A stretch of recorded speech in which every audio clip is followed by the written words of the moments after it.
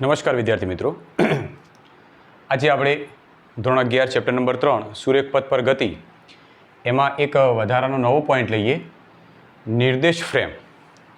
મિત્રો, last time આપણે ગતિના પ્રકારો કયા છે, પછી યંત્રશાસ્ત્ર જે ગતિ અંગેનો અભ્યાસ કરતું જે ભૌતિક વિજ્ઞાનની જે શાખા છે જેને આપણે યંત્રશાસ્ત્ર કહીએ છીએ, યંત્રશાસ્ત્રના પ્રકાર પણ જોયા હતા, કણ વિશેની સંકલ્પના જોઈ હતી. હવે ત્યારબાદ આપણે જોઈએ કે નિર્દેશ ફ્રેમની જરૂર કેમ પડે છે, અથવા તો નિર્દેશ ફ્રેમ એટલે શું એની સમજૂતી આપો. ચલો, નિર્દેશ ફ્રેમ એટલે શું છે તો પહેલાં વ્યાખ્યા લખેલી છે, આપણે સરસ મજાની વ્યાખ્યા આપણે એની જોઈ લઈએ કે અવલોકનકાર જે સ્થળેથી અને જે પરિસ્થિતિમાં રહીને અવલોકન કરે તેને નિર્દેશ ફ્રેમ કહે છે. સમજણ પડી વ્યાખ્યામાં? ના, વ્યાખ્યામાં આપણને એટલી બધી ખબર ના પડી કે વ્યાખ્યા શું કહેવા માગે છે. વ્યાખ્યા સિમ્પલ છે કે અવલોકનકાર જે સ્થળેથી અને જે પરિસ્થિતિમાં રહીને અવલોકન કરે તેને નિર્દેશ ફ્રેમ કહેવાય. જેમ કે ચલો એક સિમ્પલ ઉદાહરણ કહું તમને. ગઈકાલે કીધું હતું એ જ ઉદાહરણ. માની લો કે એક બસ ગતિ કરે છે. આ બસની એક સીટમાં તમે બેઠા છો. આ બસની બીજી સીટમાં એક પુસ્તક પડ્યું છે. હવે તમે એ પુસ્તકને જુઓ છો તો સ્વાભાવિક છે કે તમે થશો અવલોકનકાર. તો તમે એ પુસ્તક જોયું, પણ યાદ રાખજો મિત્રો, તમે ચાલતી બસમાં જ બેઠેલા છો. તો તમે જ્યારે એ પુસ્તકને જુઓ છો તો એ પુસ્તક તમને સ્થિર દેખાશે, કારણ કે બસ ગતિ કરે છે તો એમાં તમે બેઠેલા છો. તમે પણ બસની સ્પીડથી જ ગતિ કરવાના. સાથે સાથે તમારી બાજુમાં પુસ્તક પડેલું હશે તો પુસ્તક પણ ગતિ કરતું હશે. તો તમારી ઝડપ અને પુસ્તકની ઝડપ બંનેની ઝડપ બસની ઝડપ જેટલી હશે તો તમને એ વસ્તુ સ્થિર દેખાશે. પણ માની લો કે તમે બસમાંથી ઉતરી અને કોઈ એક સ્ટેન્ડ ઉપર ઊભા છો. હવે તમારા આગળથી એક બસ નીકળે છે અને એ બસની અંદર એક પુસ્તક છે. હવે તમે એ પુસ્તકને જુઓ છો. હવે બસ ગતિ કરતી હશે તો સ્વાભાવિક છે કે એની અંદર રહેલું પુસ્તક પણ ગતિ કરશે. તો આવી સ્થિતિમાં તમને જે પુસ્તક દેખાશે એ પુસ્તક ગતિ કરતું દેખાશે. તો આ બંને પરિસ્થિતિમાં શું થયું? તો બંને પરિસ્થિતિમાં એવું થયું કે એમાં પહેલી પરિસ્થિતિમાં તમે એટલે કે અવલોકનકાર એ જે વસ્તુને જોતો હતો એની જેટલી જ ઝડપથી ગતિ કરતો હતો, અથવા તો સમય સાથે એનું સ્થાન એ પુસ્તકના સમય સાથેના સ્થાનમાં જે ફેરફાર થતો હતો એટલી સ્પીડથી ફેરફાર થાય છે. બીજી પરિસ્થિતિમાં જે અવલોકનકાર છે એ અવલોકનકાર જે પુસ્તકને જોઈ રહ્યો છે તો અવલોકનકાર સ્થિર છે, એ રોડ ઉપર ઊભો છે, પણ પુસ્તક અથવા તો જે વસ્તુ છે એ ગતિ કરે છે. એટલે કે વસ્તુ સમય સાથે પોતાનું સ્થાન બદલે છે, પણ અવલોકનકાર તો સ્થિર ઊભો છે. હવે આ જે આખી ઘટના રહી એ ઘટનાને આ વ્યાખ્યાની સાથે સાંકળવાનો પ્રયત્ન કરજો. જુઓ, અવલોકનકાર જે સ્થળેથી, પહેલું સ્થળ હતું બસની અંદર, બીજું સ્થળ હતું બહાર સ્ટેન્ડનું સ્થળ. અવલોકનકાર જે સ્થળેથી અને જે પરિસ્થિતિમાં રહીને પહેલાં ચાલતી બસમાં બેઠો હતો, હવે સ્થિર જગ્યાએ ઊભો છે, પરિસ્થિતિમાં રહીને અવલોકન કરે તેને નિર્દેશ ફ્રેમ કહેવાય. તો તમને સિમ્પલ ખબર પડી ગઈ કે જે અવલોકનકાર છે એ જ નિર્દેશ ફ્રેમ હશે, કારણ કે અવલોકનકાર જો ગતિ કરતો હોય તો એને પુસ્તક સ્થિર દેખાય અને અવલોકનકાર બહાર સ્થિર ઊભો હોય તો પુસ્તક એને ગતિ કરતું દેખાય. ક્લિયર? ખ્યાલ આવી ગયો? ચલો, બીજા કેટલાક મહત્વના મુદ્દાઓ છે, સમજીએ. કોઈ પણ ઘટનાનું જો વર્ણન કરવું હોય તો એના માટે ગતિ કરતા પદાર્થનું દરેક ક્ષણે સ્થાન જાણવું પડે. જેમ કે આ જગ્યાએ તમે ઊભા છો. ક્લિયર? હવે અહીંયાથી ધારો કે કોઈ એક કાર આવે છે, એ કાર આ દિશામાં જાય છે. હવે એ કાર શરૂઆતમાં આ જગ્યાએ હતું તો અહીંયા આગળ તમે ઊભેલા એ કારને જોઈ તો એ કાર ગતિ કરતી તમને દેખાતી હતી. જેવી કાર આ જગ્યાએ હતી તમે સ્ટોપ વોચ ચાલુ કરી દીધી. હવે આ કાર ગતિ કરતી આ જગ્યાએ આવી, પછી આ જગ્યાએ આવી અને જતી રહી. તો તમે તો આ જગ્યા ઉપર સ્થિર ઊભા છો, પણ આ કાર જે ગતિ કરે છે તો આ જગ્યાએ કાર હતી તો એના માટે કંઈક અલગ સમય લાગ્યો હતો. સમયમાં થોડો ફેરફાર થયો, કાર આ જગ્યાએ પહોંચી, હજી સમયમાં ફેરફાર થયો, કાર આ જગ્યાએ પહોંચી, પછી આ જગ્યાએ. તો આ જો કારની ઘટનાનું, કાર આ જગ્યાએથી લઈને આ જગ્યા સુધી પહોંચી એ દરમિયાનની સમગ્ર ઘટનાનું જો વર્ણન કરવું હોય તો આ ઘટનાના વર્ણન કરવા માટે પદાર્થનું દરેક ક્ષણે સ્થાન જાણવું પડે. આ પદાર્થ ગતિ કરે છે તો આ પદાર્થનું દરેક ક્ષણે સ્થાન આ જગ્યાએ આટલે, આ જગ્યાએ એટલે કે t બરાબર 0 સમય આટલે, t1 સમય આટલે, T2 સમય આટલે, T3 સમય આટલે. એટલે સમયના ફેરફાર સાથે પદાર્થનું સ્થાન બદલાય છે તો જ પદાર્થ ગતિ કરે છે એમ આપણે કહી શકીએ. જો સમયના બદલાવ સાથે પદાર્થનું સ્થાન પણ બદલાતું હોય તો આ પદાર્થ ગતિ કરે છે એમ કહી શકાય.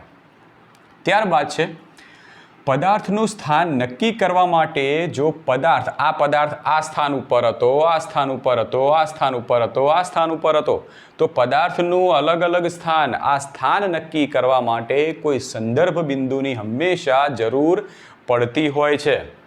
કોઈ સંદર્ભ બિંદુની સાપેક્ષે જ કહી શકો. જેમ કે આપણે બીજું ઉદાહરણ લઈએ કે આ જગ્યાએ એક વ્યક્તિ ઊભો રહેલો છે.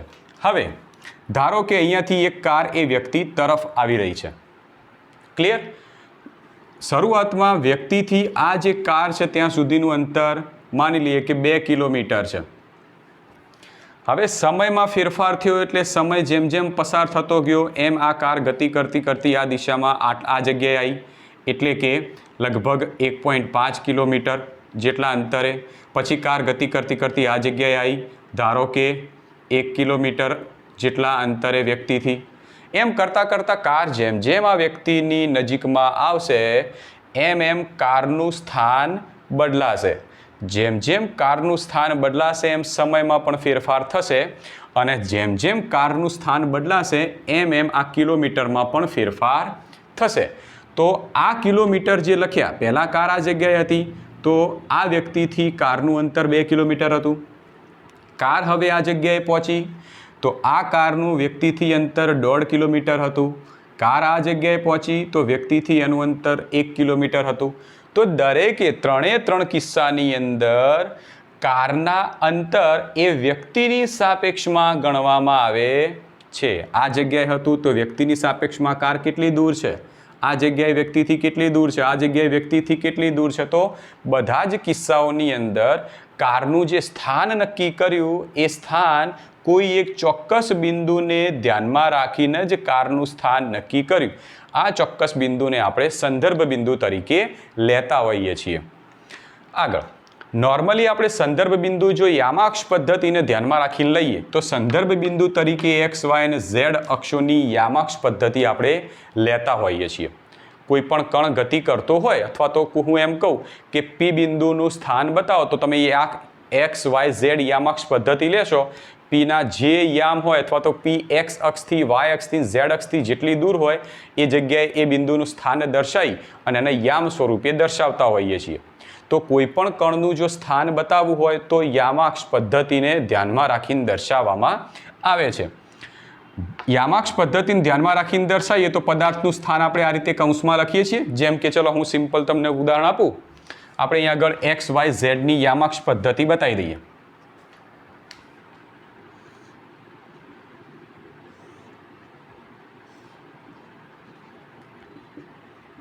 એક્સ, વાય, ઝેડ અક્ષની યામાક્ષ પદ્ધતિ છે. ત્રણે ત્રણ અક્ષો જે બિંદુમાં છેદે છે એને આપણે સંદર્ભ બિંદુ કહીએ છીએ. માની લો કે કોઈ એક કણ આ જગ્યાએ પહોંચ્યો છે, આ જગ્યાએ છે પી બિંદુ આગળ. ઓકે, હવે તમે જ્યારે યામાક્ષ પદ્ધતિ દોરો છો તો સ્વાભાવિક છે કે આલેખ પેપર ઉપર તમે ચોક્કસ ક્રમના માપ લઈ અને એ બિંદુનું યામ તમને ખબર હોય અથવા તો એ બિંદુના એ બિંદુ એક્સ અક્ષથી કેટલું દૂર, વાય અક્ષથી કેટલું દૂર, ઝેડ અક્ષથી કેટલું દૂર હોય તો ખબર હોય તો તમે આ બિંદુનું ચોક્કસ સ્થાન દર્શાવી શકો છો. તો આપણે કહી દઈએ કે ભાઈ પી બિંદુના યામ ધારો કે 2, 3 અને 4 છે. તો આનો મતલબ શું થશે કે પી બિંદુના એક્સ, વાય અને ઝેડ અક્ષની સાપેક્ષમાં એના યામ મળી ગયા. તો આમ કોઈ પણ કણનું જો ચોક્કસ સ્થાન દર્શાવવું હોય તો એના માટે યામાક્ષ પદ્ધતિ લેવી પડશે અને આ યામાક્ષ પદ્ધતિને ધ્યાનમાં રાખીને કોઈ કણનું આપણે ચોક્કસ સ્થાન દર્શાવી શકીએ. તો આ યામાક્ષ પદ્ધતિને આપણે નિર્દેશ ફ્રેમ તરીકે ઓળખીએ છીએ. બરાબર છે? આગળ પદાર્થના યામ સમય સાથે બદલાય તો પદાર્થ ગતિ કરે છે તેમ કહેવાય. જેમ કે પી બિંદુ અત્યારે આ સ્થાન ઉપર છે. હવે પી બિંદુનું ધારો કે 2 સેકન્ડ પછી સ્થાન બદલાઈ અને આ જગ્યાએ ગયું. પી બિંદુનું હજી બીજી 2 સેકન્ડ પછી આ જગ્યાએ ગયું. આ જગ્યાએ પી બિંદુ આવે છે તો એના યામ ધારો કે થઈ જાય છે 2, 5, 6 ગમે તે યામ કહી દઉં છું. આ જગ્યાએ આવે છે તો 5, 7, 9. તો આમ પી બિંદુના સમયની સાપેક્ષે સ્થાન સમયની સાપેક્ષે યામ બદલાઈ ગયા, પી બિંદુના સમયની સાપેક્ષે યામ બદલાઈ ગયા તો કહી શકાય કે આ પી બિંદુ એ ગતિ કરે છે.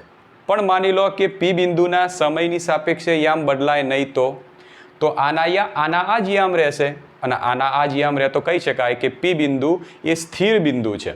અને જો યામ બદલાય તો કહી શકાય કે પી બિંદુ એ ગતિ કરે છે.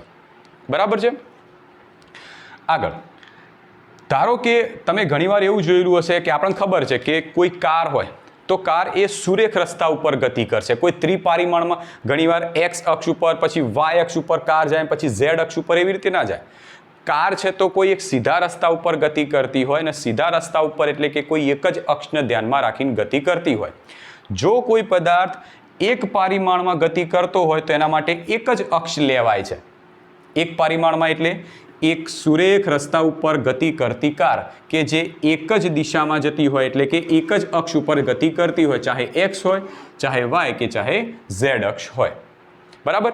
એટલે કે જો ગતિ એક પરિમાણમાં થતી હોય તો એક અક્ષ લેવાય, દ્વિપરિમાણમાં થતી હોય તો બે અક્ષ લેવાય, અને ત્રિપરિમાણમાં થતી હોય તો ત્રણ અક્ષ લેવામાં આવે છે.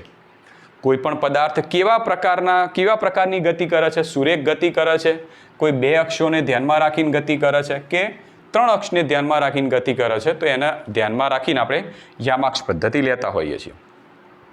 એક ઉદાહરણ દર્શાવ્યું છે. ઉદાહરણમાં તમને એટલી તો ખબર પડી ગઈ કે મેં એક જ સીધી રેખા દર્શાવી છે, એનો મતલબ કોઈ એક પદાર્થ એક જ પરિમાણમાં ગતિ કરે છે, માટે એક જ અક્ષ દર્શાવી છે. આ જે અક્ષ છે એના ઉપર માની લો કે આ જે એક્સ અક્ષ છે એવું આપણે ધારી દઈએ. આ એક્સ અક્ષના કોઈ એક સંદર્ભ બિંદુ, એક્સ અક્ષ તમે યામાક્ષ પદ્ધતિ જોયેલી હશે, તો યામાક્ષ પદ્ધતિમાં આ ધારો કે એક્સ અક્ષ જમણી બાજુ છે ને, તો એક્સ અક્ષ ડાબી બાજુ પણ હોય. જ્યાં આ 0 હશે તો આ બાજુ ધન કિંમતો હોવાની, તો આ બાજુ હશે ઋણ કિંમતો.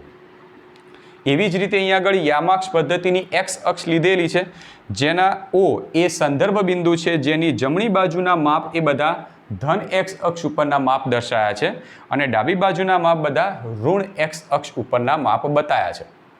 હવે જો કોઈ વાહન અથવા તો કોઈ પદાર્થ ધન એક્સ અક્ષની દિશામાં એટલે કે એક્સ અક્ષની સંદર્ભ બિંદુથી જમણી બાજુની દિશામાં ગતિ કરતો હોય તો એના મૂલ્યો બધા ધન આવે, અને કોઈ પદાર્થ સંદર્ભ બિંદુની ડાબી બાજુમાં ગતિ કરતો હોય તો મૂલ્યો ઋણ આવશે. તો સંદર્ભ બિંદુ એ એક ચોક્કસ કોઈ પણ પદાર્થ ગતિ કરતો હોય એનું ચોક્કસ સ્થાન દર્શાવવા માટેનું બિંદુ છે. જેમ કે હું એમ કહું કે કોઈ કણ ઓ બિંદુથી પી બિંદુ સુધી જાય છે, તો પી બિંદુ સુધી જતો હોય તો પી બિંદુના યામ કેટલા થવાના? તો પી બિંદુના યામ છે ઉગમ બિંદુથી પી બિંદુ 140 મીટર છે, તો પી બિંદુના યામ કેટલા થશે? Plus 140 metre.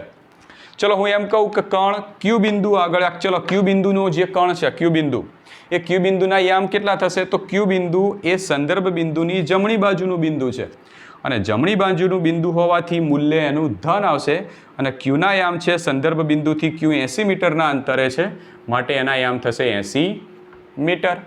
સેમ એવી રીતે ચલો આર બિંદુ માટેના યામ દર્શાવવા હોય તો આર બિંદુ ઉગમ બિંદુથી ડાબી બાજુ છે, અને ઉગમ બિંદુથી ડાબી બાજુ હોવાને લીધે એના યામ થશે ઋણ યામ. ક્લિયર? તો આ પી ક્યુ આર આ ત્રણ જે બિંદુ હતા એના યામ તમને દેખાય છે કે પ્લસ 140, પ્લસ 80 અને માઇનસ 40 મીટર. તો આ બધા મૂલ્યો પ્લસ માઇનસ કેવી રીતે નક્કી કર્યા? કોઈ એક ચોક્કસ સંદર્ભ બિંદુને ધ્યાનમાં રાખીને. બરાબર છે. ચલો તો આપણે આ પોઈન્ટ અત્યારે જોયો કે નિર્દેશ ફ્રેમ એટલે શું. હવે આપણે એક નવો મુદ્દો જોઈએ કે પથ લંબાઈ એટલે શું. પથ એટલે રસ્તો, લંબાઈ એટલે જે તમે રસ્તો કાપો છો એનું અંતર. બરાબર છે. તો એને કહેવાશે પથ લંબાઈ. સિમ્પલ વ્યાખ્યા છે. સિમ્પલ શબ્દોમાં આપણે કહી શકીએ કે કોઈ પણ પદાર્થ જે રસ્તો કાપે, જે અંતર કાપે એને આપણે પથ લંબાઈ. આ સિમ્પલ શબ્દોમાં વ્યાખ્યા થઈ. પણ આપણે એની સમજૂતી મેળવીએ કે પથ લંબાઈ એટલે શું. ચલો તો પથ લંબાઈની સમજૂતી મેળવી અને ત્યારબાદ એની પ્રોપર વ્યાખ્યા આપણે સમજવાનો પ્રયત્ન કરીએ. તો પથ લંબાઈની વ્યાખ્યા સમજવા માટે અથવા તો એની સમજૂતી મેળવવા માટે એક આકૃતિ બતાવેલી છે. સેમ આના જેવી જ છે આકૃતિ, કોઈ જ ફરક નથી. હવે આની અંદર મેં એક જ અક્ષ બતાવેલી છે, એક્સ અક્ષ. આ એક્સ અક્ષમાં આ જગ્યાએ મેં એક સંદર્ભ બિંદુ બતાવી દીધું છે. સંદર્ભ બિંદુની જમણી બાજુના બધા અંતરો ધન છે અને સંદર્ભ બિંદુથી ડાબી બાજુના બધા અંતરો આપણે ઋણ લીધેલા છે. ચાલો, તો હવે હું કહું કે ભાઈ પથ લંબાઈ એટલે શું તો સમજીએ. તો શરૂઆતમાં માની લઈએ કે ટી બરાબર 0 સમય એક પદાર્થ ઓ બિંદુથી ગતિની શરૂઆત કરે છે અને ટી બરાબર T1 સમય ટી બરાબર 0 સમય ઓ બિંદુ પાસે પદાર્થ છે. ટી બરાબર T1 સમય પી બિંદુ પાસે પદાર્થ છે. બરાબર. તો શરૂઆતમાં પદાર્થ ટી બરાબર 0 બિંદુ પાસે હતો. હવે પદાર્થ પહોંચી ગયો ટી બરાબર T1 સમયે પી બિંદુ પાસે. તો આ દરમિયાન પદાર્થે કેટલું અંતર કાપ્યું હશે? તો તમને દેખાય છે કે ટી બરાબર 0 સમય અંતરની કિંમત 0 છે, કારણ કે ત્યાંથી આપણે ગતિની શરૂઆત કરીએ છીએ. સંદર્ભ બિંદુ છે. હવે પી બિંદુ એ સંદર્ભ બિંદુની જમણી બાજુનું બિંદુ છે, માટે અંતર આવશે ધન. તો અહીંથી આપણે ગયા સીધા પહોંચ્યા પી બિંદુ આગળ અને ઓથી પી સુધીનું અંતર થાય છે 40 મીટર. માટે પદાર્થે કાપેલું અંતર બરાબર ઓપી એટલે કેટલું મૂલ્ય થાય છે? 40 મીટર. ક્લિયર? ચલો આપણે માની લઈએ કે પદાર્થ હવે પહોંચે છે પી થી ક્યુ સુધી, એટલે કે ટી બરાબર T1 સમયથી ટી બરાબર T2 સમય પદાર્થ ક્યુ બિંદુ પાસે પહોંચે છે. તો આ સમય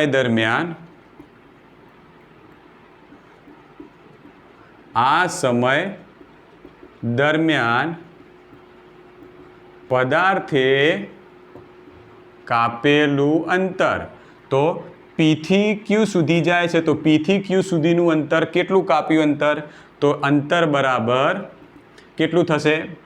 પી ક્યુ. ચલો, પી થી ક્યુ સુધીનું અંતર કેટલું છે? તો પી થી ક્યુ સુધીનું અંતર જો આ છે 40, બધાની વચ્ચે 20-20નો ગાળો છે, તો 20-40. જો અહીંયા આગળ 40 છે, માટે પદાર્થ પી થી શરૂઆત કરે છે. આપણે ઓ થી પી સુધીનું તો બતાવી દીધું. હવે આપણે એવું વિચારીએ છીએ કે પદાર્થ પી બિંદુ આગળ છે અને પી થી ક્યુ જાય છે. તો પી થી ક્યુ જાય છે તો પી આગળનું મૂલ્ય 0 લઈ લઈએ અને ક્યુ સુધી પહોંચે છે તો ક્યુ સુધીની ગણતરી કરીએ. તો આ બધાના વચ્ચે 20-20નો ગાળો છે, તો 20, 40, 60, 80 અને 100. તો અંતર પી થી ક્યુનું અંતર કેટલું થયું? 100 મીટર.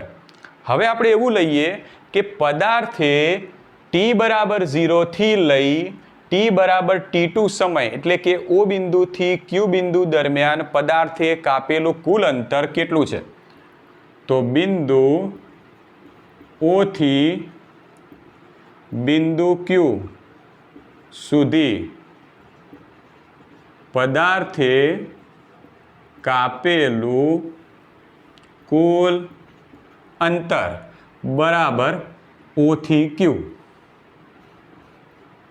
ચલો, ઓ થી હવે પદાર્થે ઓ થી ક્યુ સુધી કુલ અંતર કેટલું કાપ્યું? તો ઓ આગળ 0 છે, ક્યુ આગળ 140, તો 0 થી 140 માટે થશે 140 મીટર. ચલો આપણે એમ લઈએ કે પદાર્થ ઊંધો જાય છે, એટલે કે ઓ બિંદુથી લઈને પદાર્થ એસ બિંદુ સુધી જાય છે. બિંદુ ઓ થી બિંદુ એસ સુધી પદાર્થે કાપેલું કુલ અંતર બરાબર, ચલો ઓ થી એસ સુધી પદાર્થે કેટલું અંતર કાપેલે? તમે શું કહેશો કે ભાઈ સાહેબ -40. કદી અંતર માઇનસમાં કપાય? માઇનસમાં કપાશે અંતર? કે આ બાજુ ધન અંતર ને આ બાજુ ઋણ અંતર? ના, એની દિશા અલગ હશે. હા, એમ કહી શકીએ કે પદાર્થે જમણી બાજુ આટલું અંતર કાપ્યું, પદાર્થે ડાબી બાજુ આટલું અંતર કાપ્યું. એટલે કે ઓ બિંદુથી પદાર્થ એસ બિંદુ સુધી જાય છે, પણ એસ બિંદુ એ ઓ થી ડાબી બાજુ, એટલે ડાબી બાજુ ડાબી અક્ષ એક્સ ડાબી એક્સ અક્ષ બાજુ એટલે ઋણ એક્સ અક્ષની દિશામાં 40 મીટરનું અંતર કાપશે. અંતર બરાબર 40 મીટર. અહીંયા આગળ લખો તમે ઋણ એક્સ અક્ષની દિશામાં. ક્લિયર? તો આ બંનેમાં શું લખાશે? આ 100 મીટર 140 મીટર આ બધામાં શું લખાય? તો લખાય ધન એક્સ અક્ષ. આ પણ થશે સોરી ધન એક્સ અક્ષ. તો ફરીથી સમજાવું છું કે એસ માટે આપણે આ કેવી રીતે દર્શાવ્યું? તો પદાર્થ ઓ બિંદુ આગળ હતો, પદાર્થ પહોંચ્યો એસ બિંદુ આગળ. હવે આપણે કહીએ છીએ કે એસ બિંદુ આગળ મૂલ્ય તો માઇનસ છે, માટે અંતર કપાયું છે માઇનસ. કદી અંતર માઇનસ કપાય, કદી એવું થાય તમે રિવર્સ ચાલશો, ઊંધું અંતર કાપો. કદી એવું જોયું કે મેં -20 કિલોમીટર અંતર કાપ્યું, -10 કિલોમીટર અંતર કાપ્યું, એમ કહી શકો? ના, તમે એમ કહી શકો કે મેં આ બાજુમાં 20 કિલોમીટર અંતર કાપ્યું ને આ બાજુમાં 10 કિલોમીટર અંતર કાપ્યું. તમે એના માટે બાજુઓનો ઉલ્લેખ કરો છો.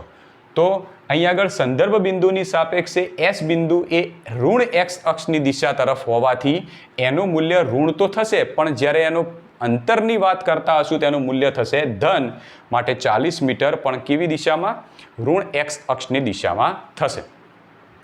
તો પથ લંબાઈ આના ઉપરથી એટલી તો ખબર પડી ગઈ કે પથ લંબાઈ એટલે પદાર્થે કાપેલું કુલ અંતર, જેના આપણે પથ લંબાઈ કહીએ છીએ. તો વ્યાખ્યા લખી દેજો કે પથ લંબાઈ એટલે પદાર્થે કાપેલા કુલ અંતરને પદાર્થની પથ લંબાઈ કહેવાશે અથવા તો પથ લંબાઈ કહેવાય. સિમ્પલ છે, ખ્યાલ આવી ગયો? તો આપણે અહીંયા આગળ વાત કરી પથ લંબાઈની. તો આ 2 પોઈન્ટો આજના સૌથી મહત્વના પોઈન્ટો છે કે નિર્દેશ ફ્રેમ એટલે શું, પથ લંબાઈ એટલે શું. આના ઉપરથી સ્થાનાંતરનો એક પોઈન્ટ છે જે એકદમ ઇઝી છે ને તમે આગળના ધોરણોમાં ભણી ગયેલા છો. પથ લંબાઈ ઉપરથી જ સ્થાનાંતરનો એક પોઈન્ટ સમજવાનો છે. બરાબર? ચલો હવે હું તમને એક પ્રશ્ન પૂછું, તમે જવાબ મને કહેજો. જો પદાર્થ ઓ બિંદુથી પી આગળ જાય, પી થી ક્યુ આગળ જાય, ક્યુ થી આર બિંદુ આગળ આવે. સમજો, પદાર્થ ઓ બિંદુથી ગતિની શરૂઆત કરે છે, ઓ થી પી જાય છે, પી થી ક્યુ જાય અને ક્યુ થી આર બિંદુ આગળ આવે છે. તો આ દરમિયાન ઓ થી પદાર્થ આર બિંદુ સુધી પહોંચે છે, તો એ દરમિયાન પથ લંબાઈ કેટલી થઈ? પદાર્થ ઓ થી આર બિંદુ સુધી પહોંચે તો એ દરમિયાન પથ લંબાઈ કેટલી થઈ? તો આનો જવાબ મને ખાલી કહેજો. યાદ રાખજો, પથ લંબાઈ એટલે કાપેલું કુલ અંતર. કુલ તમે જેટલું અંતર કાપો છો, તમે જેટલા ડગલા ચાલીને જેટલું અંતર કાપ્યું એ બધું કુલ અંતરને જ આપણે પથ લંબાઈ તરીકે ઓળખીએ છીએ. સિમ્પલ તમને થોડો હિન્ટ આપી દઉં છું. તો ઓ થી પી સુધીનું અંતર, પી થી ક્યુ સુધીનું અંતર, એટલે કે ઓ થી ક્યુ સુધીનું કુલ અંતર અને ક્યુ થી પાછા આર સુધી આવો છો એટલે આટલાથી આટલું અંતર, એટલે કુલ અંતર કેટલું થાય? ઓ થી પી વત્તા પી થી ક્યુ વત્તા ક્યુ થી આર. એ થશે ઓ થી આર સુધીનું કુલ અંતર, જેને આપણે પથ લંબાઈ કહીએ છીએ. બરાબર છે? આજનું તમારું હોમવર્ક જો કયું? ઓ થી આર સુધીમાં ખબર પડી ગઈ. ઓ થી આર સુધીમાં શું કર્યું? ઓ થી પી સુધી અંતર કેટલું છે? 40. પી થી ક્યુ સુધીનું કેટલું થાય? 100. તો ઓ થી ક્યુ સુધીનું કુલ 100 થઈ ગયું. હવે પદાર્થ ક્યુ થી પાછો આર આવે છે એટલે ક્યુ થી આર પાછું કેટલું અંતર થાય છે? તો ક્યુ અને આર વચ્ચે કેટલો તફાવત થાય છે? 140 - 100 એટલે 40નો તફાવત થયો. તો અહીંથી 140 વત્તા આટલાથી આટલું બીજું 40, તો થશે 180 મીટર અંતર કાપ્યું. તો ઓ થી લઈને આર સુધીનું કુલ અંતર કેટલું કાપે છે? 180 મીટર અંતર કાપે છે. તો તમારું હોમવર્ક આજનું, જો પદાર્થ ઓ થી પી, પી થી ક્યુ, ક્યુ થી આર અને આર થી એસ બિંદુ આગળ આવે તો ઓ થી એસ દરમિયાન કુલ કેટલું અંતર કાપશે? એ આજનું તમારું હોમવર્ક. બરાબર છે મિત્રો? યાદ રાખો, પથ લંબાઈની જ્યારે ગણતરી કરતા હોય ત્યારે પ્લસ માઇનસ કશું જ નહીં લેવાનું, બધું જ પ્લસ લેવાનું. જેટલા અંતર કાપતા જો, તમે ચાહે જમણી બાજુ કાપો કે ડાબી બાજુ કાપતા જો, જેટલા અંતર કાપો એ બધાનો સરવાળો કરવાનો એટલે આપણને પથ લંબાઈ મળશે. બરાબર છે?